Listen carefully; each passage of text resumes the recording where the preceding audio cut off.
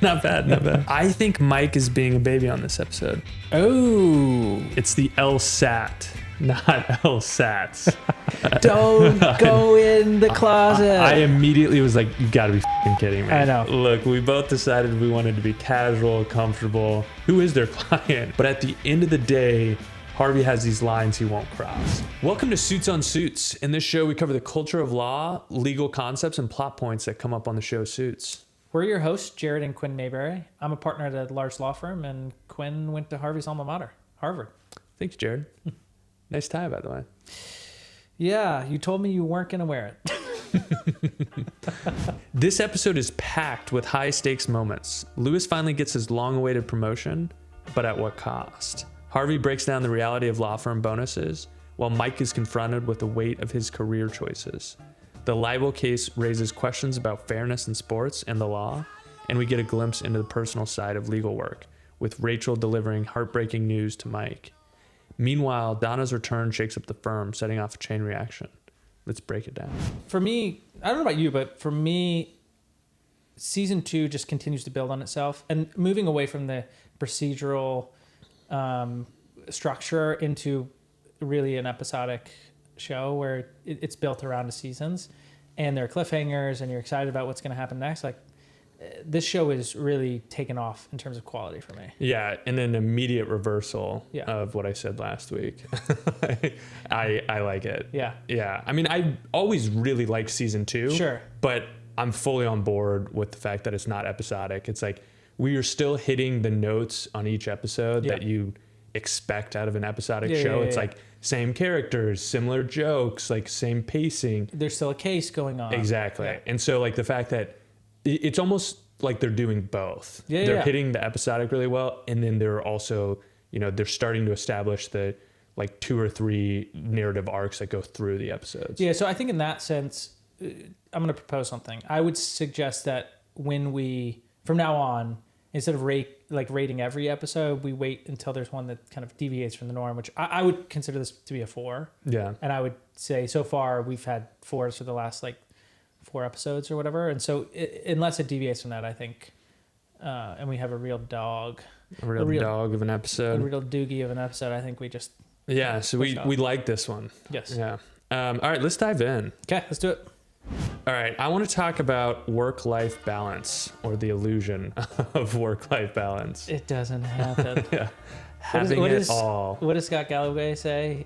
His quote, I think, is, you can have it all, just not all at the same time. Yeah, exactly. I think that's pretty accurate. Yeah. All right, so is prioritizing career over personal relationships always necessary for success? The professional success in any kind of service industry, or frankly in any competitive field, it requires sacrifice. Like, truly, it takes a pound of flesh of your life, and in exchange you get paid a lot of money. Yeah. And I think you have to do those. You have to weigh those options and make that choice. I'm not saying that you don't have a life, you don't have a family, you're not engaged in that family, but it may mean you don't have that much of a social life if you have a family, right? Like, there are consequences.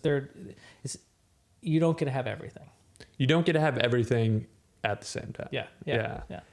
And then here we've got a clip where Mike's grandma meets Harvey. Your grandson says nice things about you. Oh, well, he tells me you're quite the hard ass. Can. Hard ass isn't really the word he uses. Hey, It's- Grammy, I see lip runs in the family. It's nice meeting you. How do you look at smirk when he walks away? Yeah. And saunters off. Yeah. I feel like they kind of set that up as like a farewell to Mike's grandma. To be honest, her response and reaction totally it was not what I expected. I expected them both to play kind of nice, Harvey to be charming and her to kind of be sweet, and Harvey to win her over. But that was amazing that she was just a little firecracker. Well, and they're doing such a good job of making it like realistic. Yeah. I think that's the issue I keep having with Suits LA is like the character's motivations. The show that shall not be named.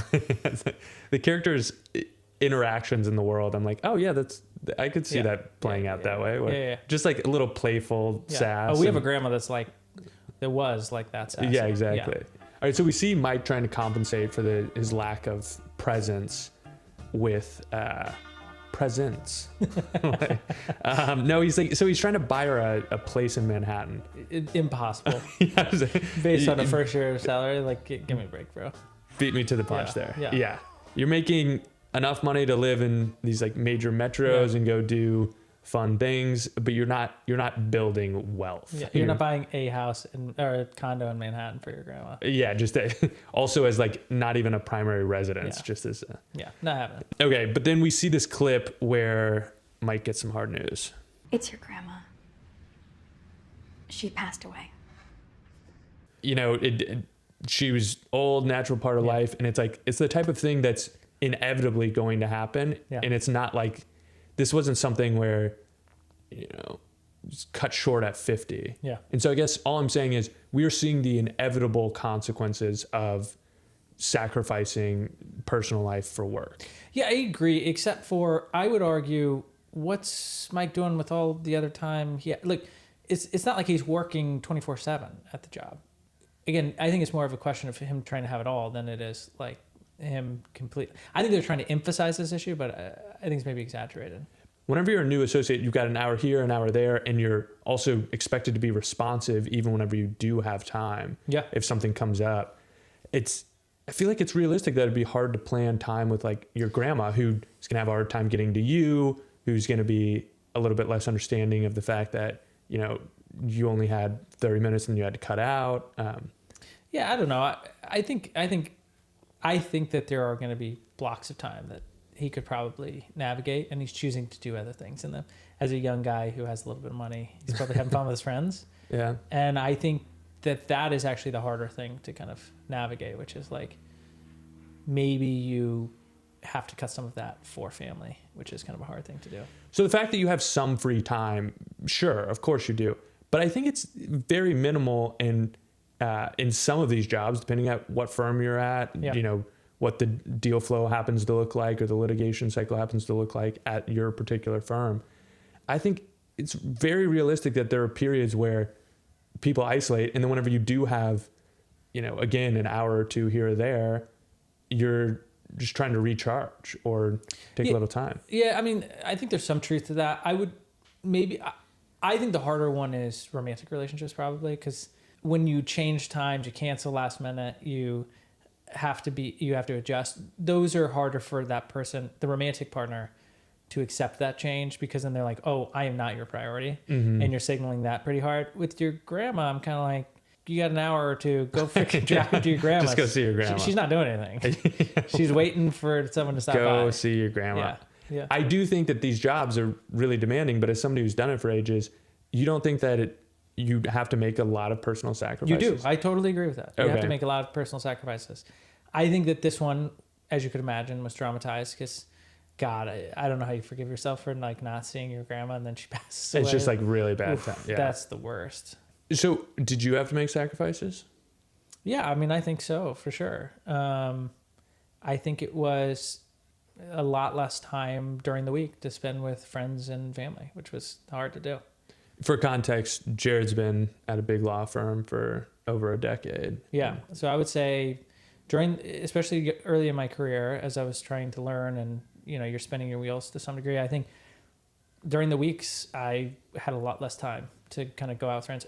Frankly, what happens is, and you see it with the friendship between Rachel and Mike, is your friends become the people at the firm. Yeah.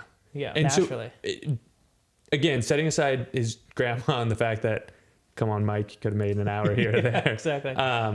Do you think it does a pretty realistic job capturing the level of commitment you have to have professionally? Yeah, I think I heard someone say that what's the most realistic part about Suits from a lawyer's perspective? And I think a lawyer responded, the fact that they were ordering dinner to the firm. Yeah. That's pretty realistic. I think early in my career, I ate at least 3 meals of the week at the office, dinners. I think for most people, they're like, yeah, I mean, that's a huge sacrifice of your personal time. Yeah. And that's something you're going to have to do for years on end, very possibly. Yeah. There tends to be flexibility, not in every job and not at every firm. There tends to be some flexibility. And if you get your stuff done and then you can move it around the time frames that allow you to be the, you know, partner or spouse or father, or mother that you want to be. Yeah, and I think to that point, it really matters which firm you're at and what type of work you're doing. Yes.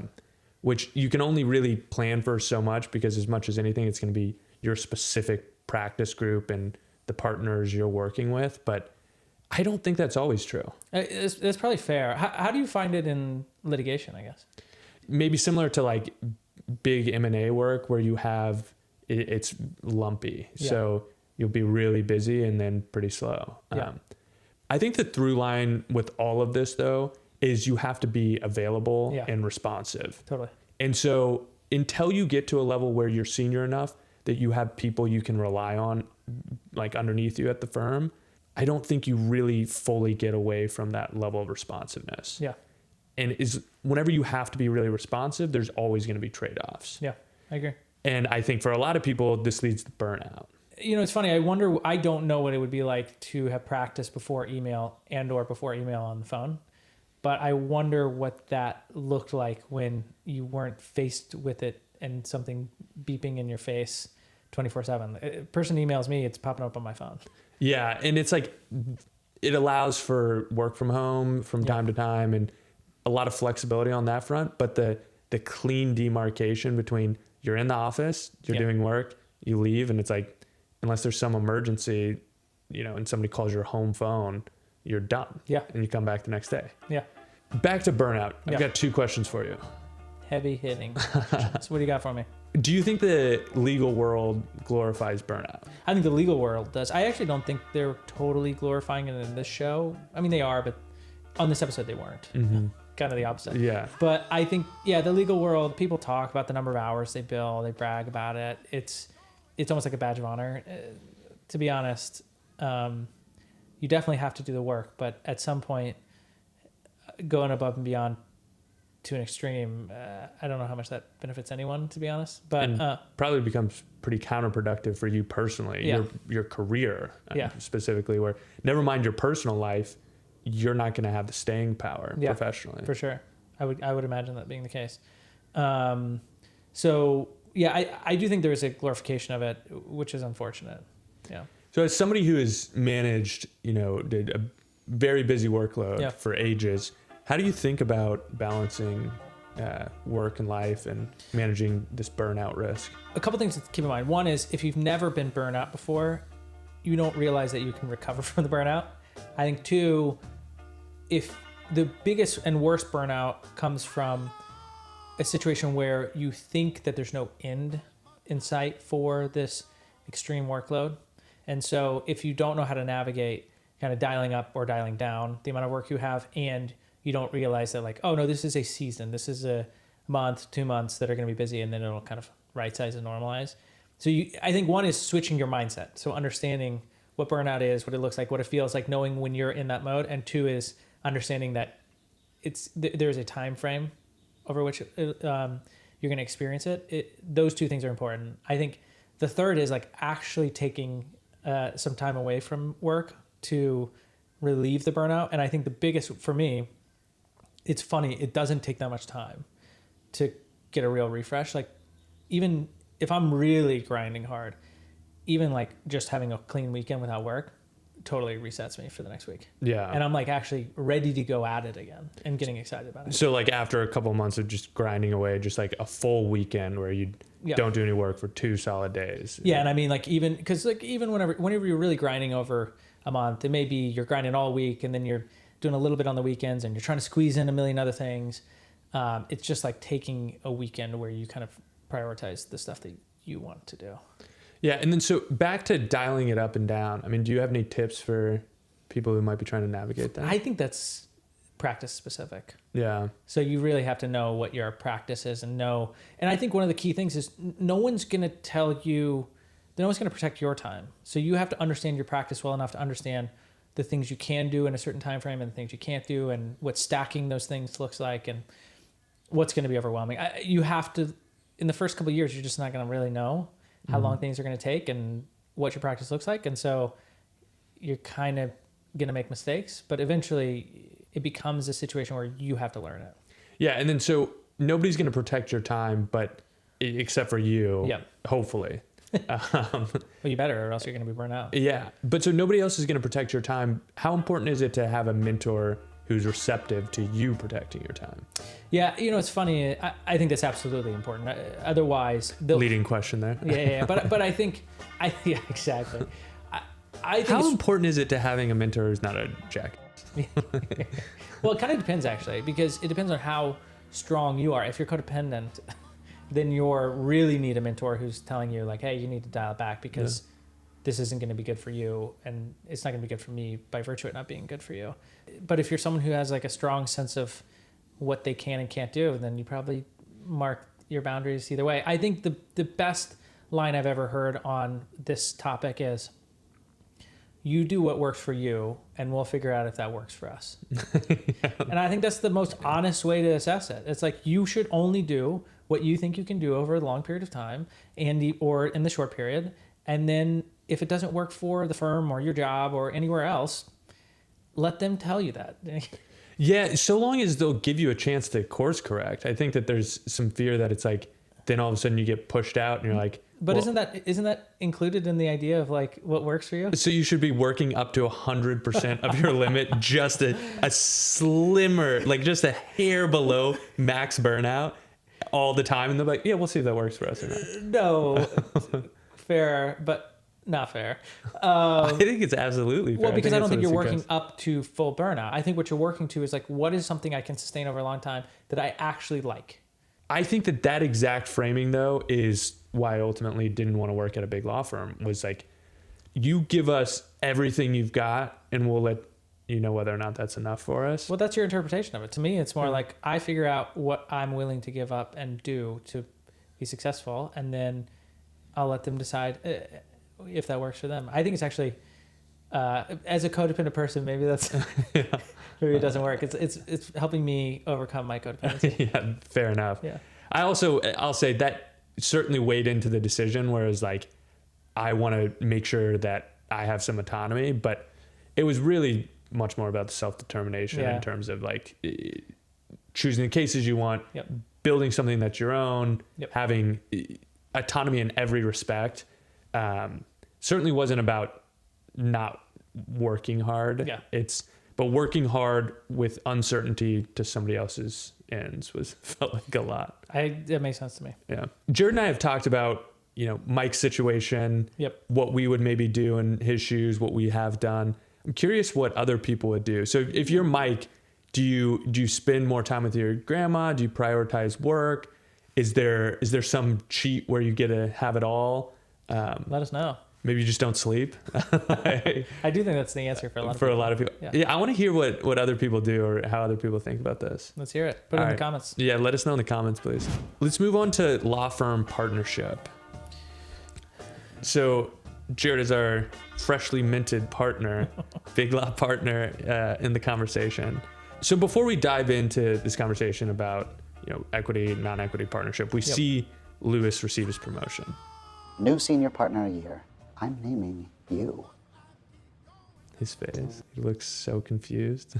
All right, so Lewis makes equity partner. There is this big trend towards the two tiers where there are junior partners and senior partners, or equity partners and non-equity partners. Yeah, people get... I think there's a couple of reasons for that, to be honest. One is compensation's gone up. Two is people are worried about point dilution. So like ownership dilution within the equity partnership ranks. And three is there's capacity to pay people a decent amount and still be non-equity and give them a shot to see if they can prove themselves to be equity partners. So do you think that this is a good trend? I mean, kind of no, personally. I think that not having the kind of equity ownership and kind of, it makes it harder to get over to go from associate to partner without this second tier. But what you're really looking for is to be part of the ownership group of the firm. And I think the non-equity piece just kind of keeps you in purgatory for a decent amount of time. But to your point, doesn't it give you more of a fighting chance to go rise the ranks? That's an argument. I think, maybe prove that as an associate. Yeah, but I think that it allows for a lot of flexibility on both ends. So it gives rising associates a chance to build business with the title of partner. I think having to dive in head first leads to a lot of people not getting a chance to prove themselves. Yeah, and maybe that's true. I think the alternative there is you're kind of sitting in this non-equity tier Drug along for, for a long time. Like another 3-4 years now. 10 years maybe. 10 years, yeah. God. So what ultimately determines whether or not somebody's going to make senior partner or full partner? I mean, it depends on the firm, to be honest. You could be someone, I would broadly speaking say you contribute enough to the firm that losing you would be more painful than making you equity partner. Yeah, it feels like a very honest answer. Yeah. They're not just handing it out. No, definitely not. How often do firm politics factor in? Oh, for sure. All the time. I think, yes, most of the people that make it have some political astuteness. And that's because it's a bunch of people, oftentimes, less often a single person having the right to dictate one senior partner. Not typically just two feuding entities. Yeah, exactly. Usually it's like a management committee or some kind of, let's call it board of the partnership that makes the ultimate decision. That makes the decision with all the partners kind of validating that decision. But so you have to, it is a game where you have to ingratiate yourself with a bunch of powerful people, and you also can't piss off too many people who are partners already. That Harvey Specter? Sky Let Kid me speak to really him. dates It is the other about time I met your best friend. Your best friend. It's so tender. I know. Lewis just can't get any respect From his anybody. parents. I mean, from anybody. Well, hey, this is a nice window into understanding why Lewis is the way that he is. He would never accept this much bad treatment if his parents were this shitty too. Yeah, fair. Yeah. You're like, oh, that got too real. Yeah. That got way too real. Yeah. All right. And then we see Lewis learning the truth about Hardman, making him the fall guy. Brutal. I helped you prove Hardman was embezzling. He also tried to set up a fall guy. It's a shame because I feel like Lewis and Harvey keep almost becoming friends. And then Harvey is like just trying to manipulate him. That's the thing. I was going to say, they keep almost becoming friends, and then Harvey's kind of being a shithead. Yeah, it's like because Harvey needs something. Yeah, exactly. Like, I kind of want to see that become a new friendship. And Lewis he's just the butt of the joke like 1% too often. Well, I think we may see him, the friendship actually blossom at the end of this episode. We see an opening of honesty. Yeah. I think I'm a little shocked that Harvey, as smooth as he is generally, that he doesn't realize that having Lewis on his team would be beneficial. Yeah. I mean, way too calculating. I was hoping they would just become friends. I mean, yeah, but I just truly, I don't get it. And I mean, truly becoming friends because it's worth it. Like not manipulating him, but actually become friends because it makes sense. Because it's worth it. Yeah. Well, I guess what I'm saying is worth it, meaning he's so annoying. Let's be real. He has quirks. It's not like everything he does is like, you have to cringe a decent amount. So it's like you're overcoming that because it actually makes sense that you guys are friends and you're aligned in so many other ways. Totally. Yeah. And I mean, I think that's just another case of show would probably lose something there without that tension. Well, maybe. Who knows? Maybe not. We'll find out next episode. I hope so. Yeah. Do you realize you could have destroyed my entire career? Maybe even sent me to prison. How does Lewis... He literally didn't care about ruining his entire career and maybe sending him to prison. I know.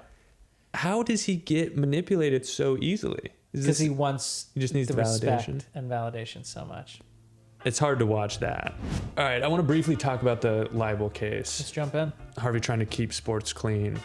So Yeah, it was funny. There were so many kind of moral high grounds that were contradicting I themselves. love it on the show whenever they take moral high grounds and then like next scene it's like anything to win. Yeah, I know.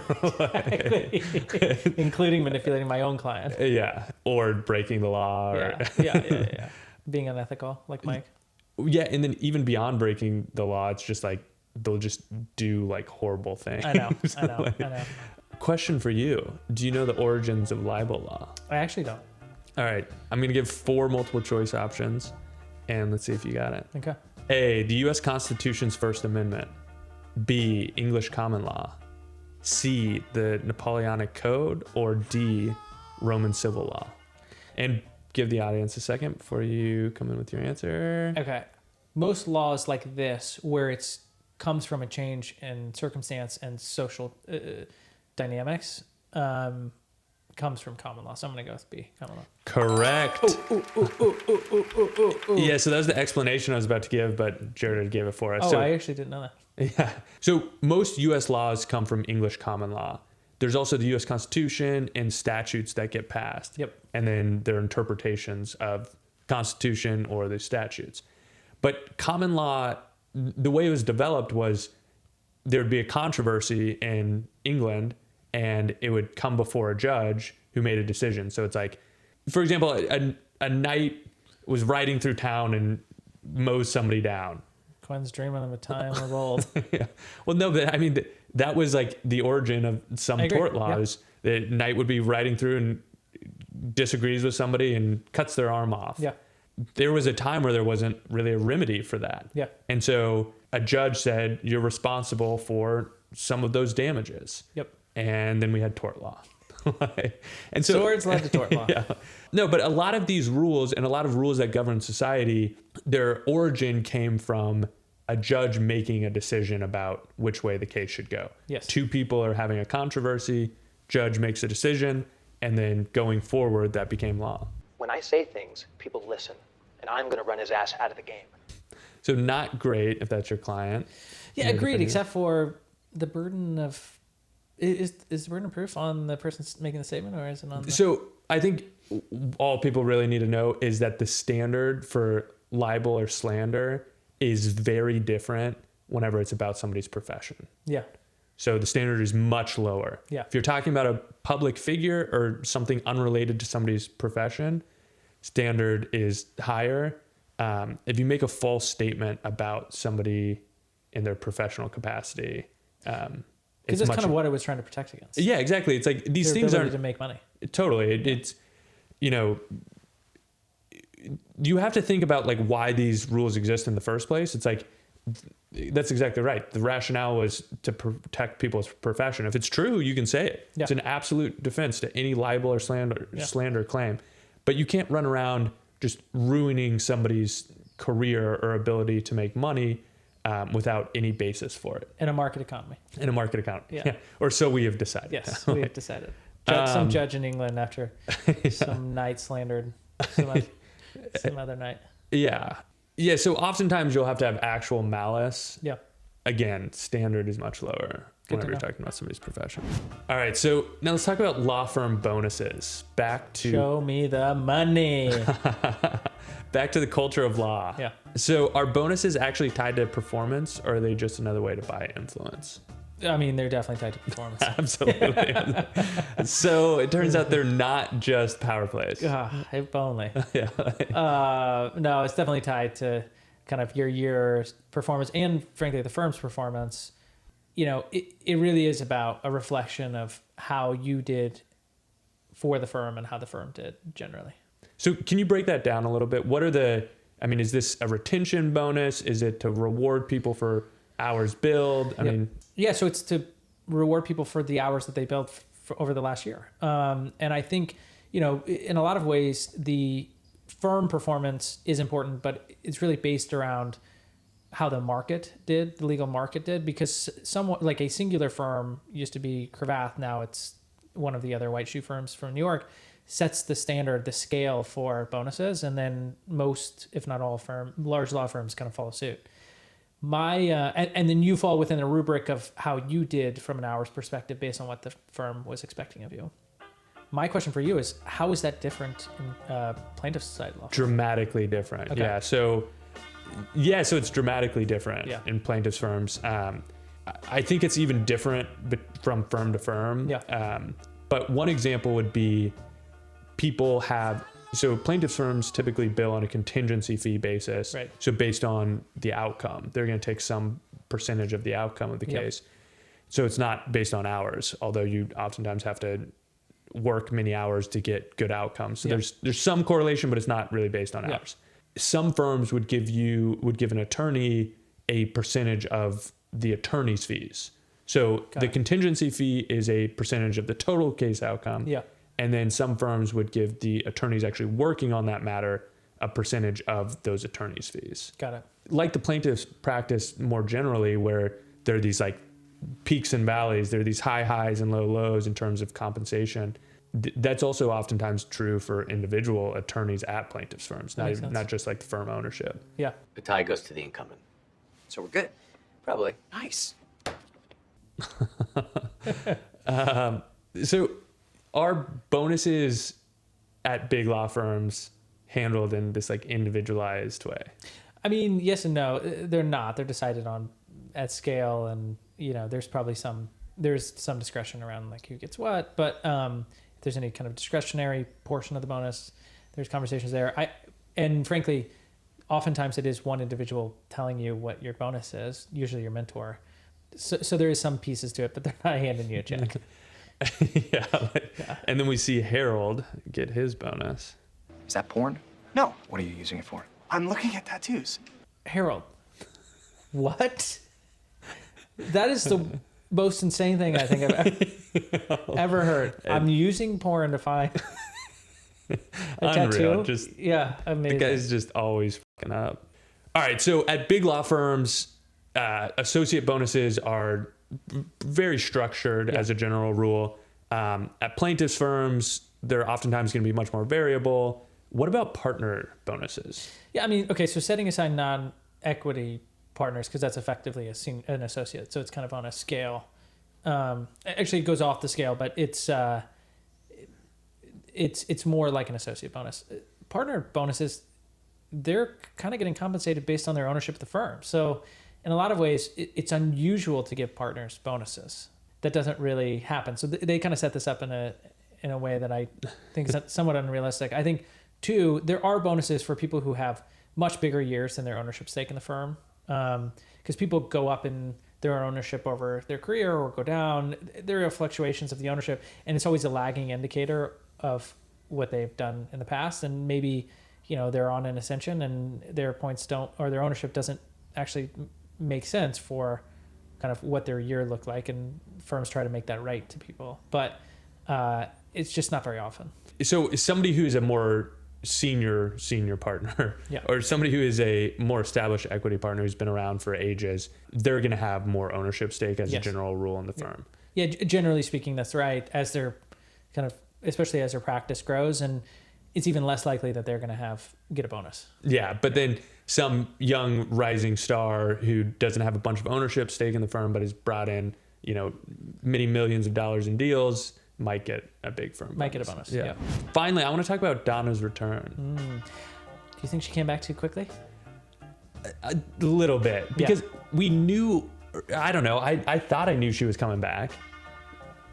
I mean, she was coming back. She was coming back, and so it was like, they would have lingered just a little bit. I would have started to question it. Interesting. You're taking it from a show perspective. I meant more from her negotiating with Harvey.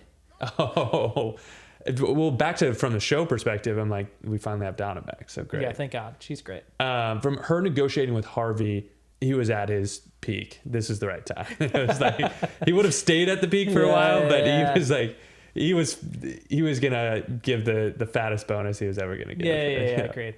And he was prepared for that. Yeah. At a certain point, as perfect as the duo is, if she was gone for too much longer, he would have maybe started to figure something else out. The music in the show is so perfect. I know. The triumph. They nailed the music. Louis? Hi, Donna. I heard you were back. I am. The pause and her turning away. I never wanted to do what I did. Find them. I'm sorry. And then he proceeds to buy her off. Yeah. Do you think he would have ever apologized if she didn't return? No. I think he doesn't live outside of those four walls. It's actions like that that I feel like make him such a good heel. Agreed. Because if you were too sympathetic, it would suck that he's getting roasted all the time. Yeah. All right, so I think that closes out this week's episode. Another great episode of Suits on Suits. Yeah. Yeah, exactly.